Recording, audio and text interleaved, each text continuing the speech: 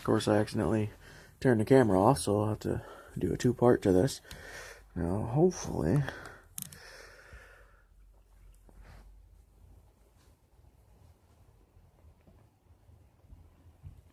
Oh, nope. Damn.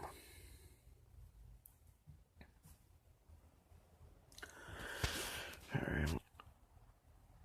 Yeah, so these two I had already tried with a screwdriver and they wanted to slip a little, so they were a little funny, yeah, if you can see that.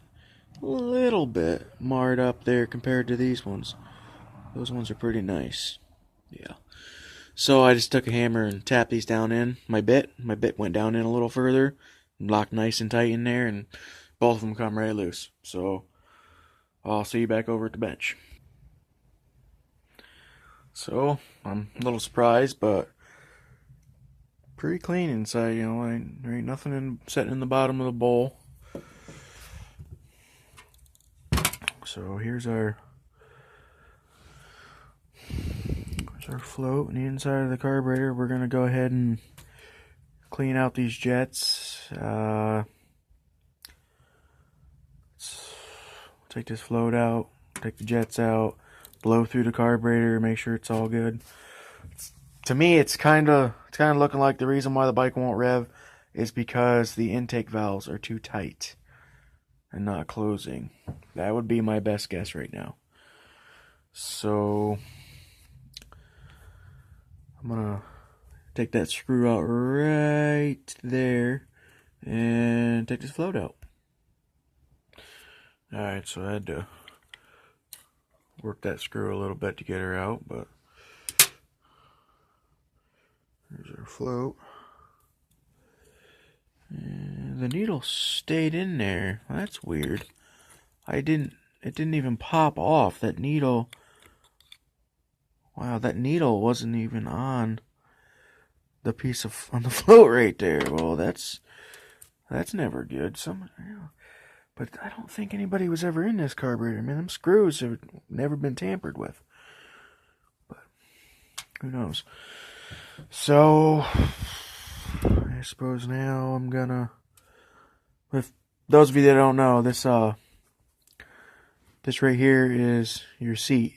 Down inside here, that actually comes out. When someone says needle and seat, you got your needle and you got your seat down here. That's your fuel inlet. That controls when the fuel comes in right here. Your main fuel from your tank comes in. This controls it. Float goes up and down. Obviously, shuts off the fuel with that needle.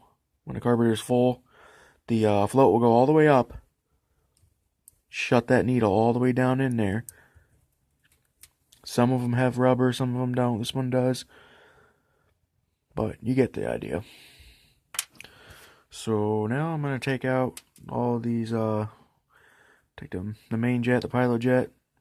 I'm not sure what exactly this little one right here is. But I'm going to pull these all out, make sure they're clear, no obstructions. Probably get the air compressor and blow through the carburetor. And I'll be right back. So I ain't finding no obstructions. But I like to hold these up to the light, and you can see it right there. Make sure they're good and clear, blow through them, you know. It's not rocket science, but yeah. That's wide open through that one, but that's where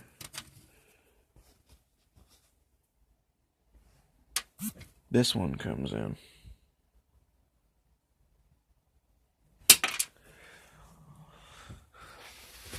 Put that over there. See if we can pop this other one loose here with the camera going. Let's see here.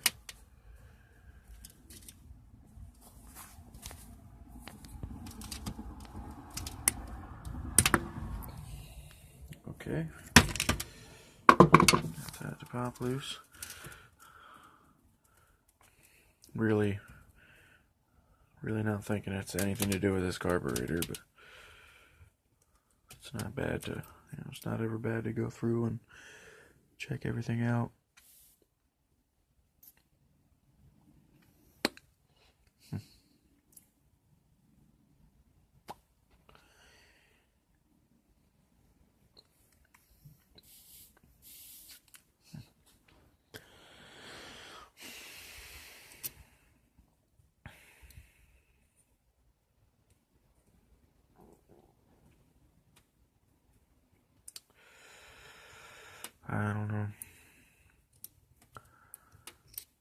really doubting that it's anything to do with this carburetor, but won't hurt to blow through all the holes and be right back. So I just blew everything out. I don't believe there's any obstructions or anything, but I'm going to go ahead and put the carburetor back together and get it back on the bike. And I'm going to have to, my buddy has my feeler gauge, but I might have to, that one only goes down to like 6,000s maybe. I probably need to get another one that goes down further. So we'll be right back. So I put the carburetor all back together. I'm going to go ahead and stick it back on the bike and fire it up and find out that there's definitely something else causing it not to run. A little McCooney. Like I said, those valves didn't have any, they didn't have any give at all. Like there was no play in them. So I'm pretty sure the valves are too tight. The valves aren't closing all the way. If that's the case, it won't suck nothing in. So, alright, I'm going to go ahead and put this back on. So I got the carburetor all back on. Got it hooked up. Joke. It's back on. You see this wire come unplugged. It might not have been plugged all the way in. When I got this bike last night, the guy I got it from, I get stuff like this from him quite often now. He had the engine out, and I wanted the engine back in so I could hear it run at least. See, you never tighten that up. Oh well, clutch bolts here.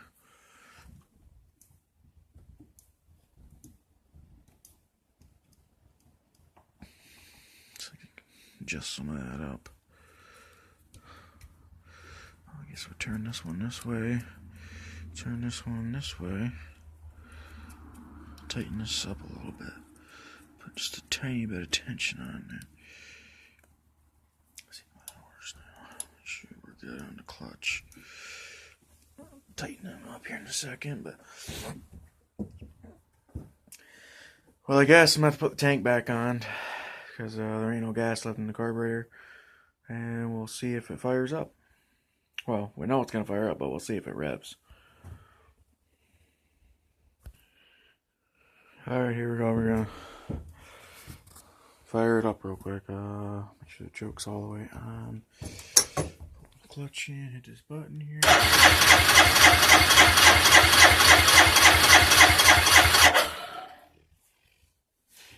Let's put this on prime down here.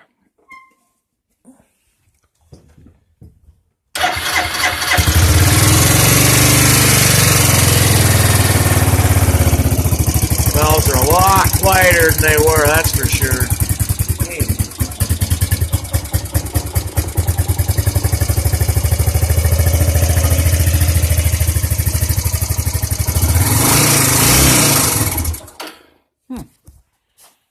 Revved a little bit there, but I'm sure it wasn't carb related. I mean...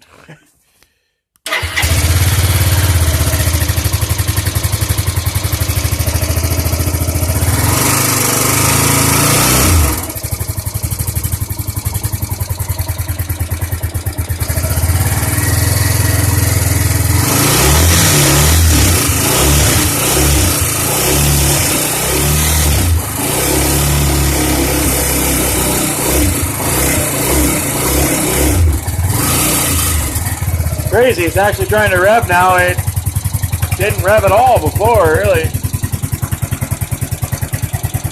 It's not gonna be a bad bike once they get them valves to shut up and get her cleaned up. Yeah, it'll probably get sold, but well, I'm gonna mess around with this a little bit more and work on getting this video uploaded. Thanks for watching. Please like and subscribe. I guess I'll catch you in the next one.